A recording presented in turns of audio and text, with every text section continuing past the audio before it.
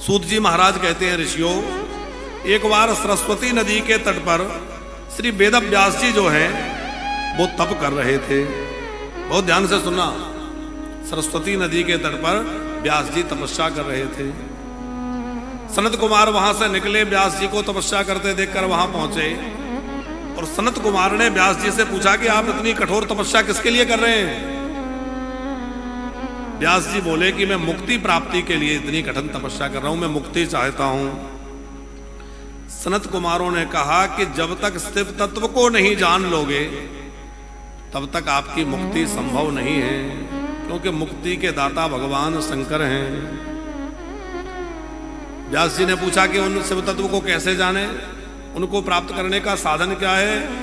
तब सनत कुमार ने भी उनको यही साधन बतलाया। बोले, श्रवण कीर्तन और मनन करने से शिव जी मिलेंगे। श्रवणम कीर्तनम शंभो मननम च महतरम त्रयम साधन मुक्तम च विद्यते वेद सम्मतम्।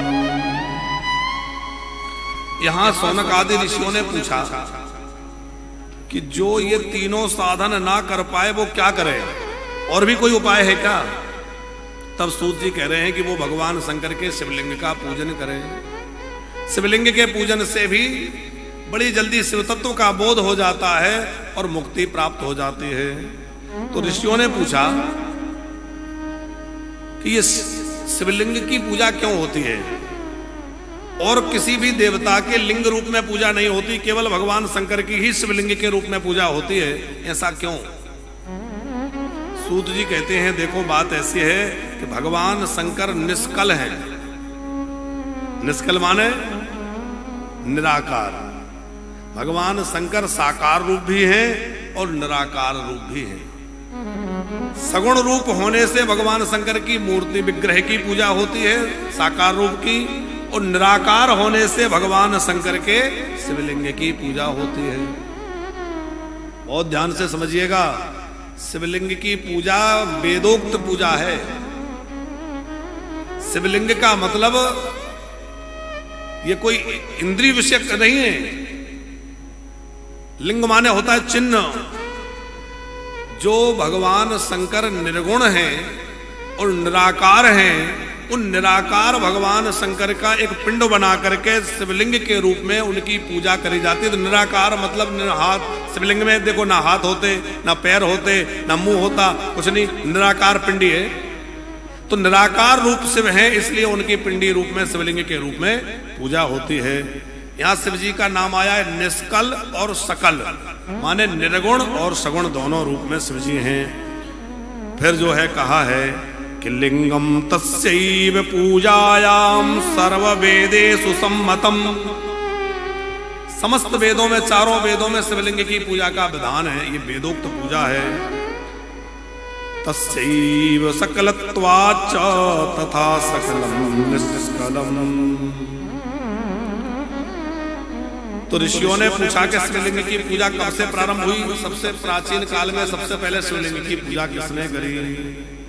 तो बतलाया कि प्राचीन काल में श्वेत वाराह कल्प में ब्रह्मा और विष्णु दोनों में युद्ध हुआ। ये सुनकर ऋषियों को आश्चर्य हुआ कि ब्रह्मा जी और शिव जी में युद्ध हुआ, ब्रह्मा जी और विष्णु में युद्ध हुआ। क्यों हुआ, कैसे हुआ?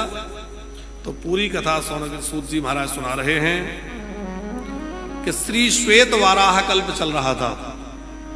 कल्प कितने हैं? किसको पता है कि कल्पों की संख्या कितनी है?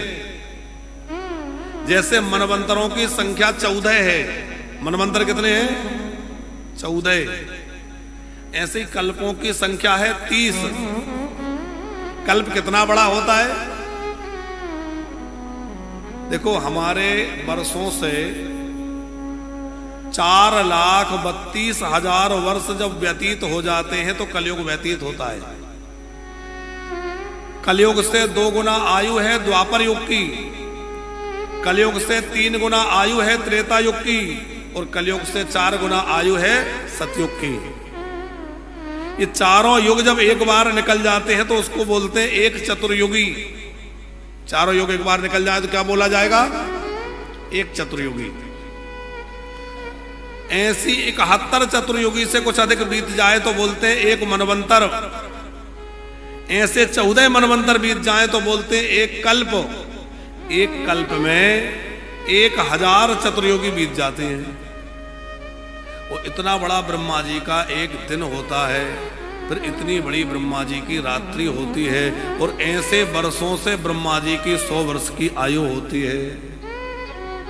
अब आप विचार करो कि ब्रह्मा जी की आयु कितनी हो गई।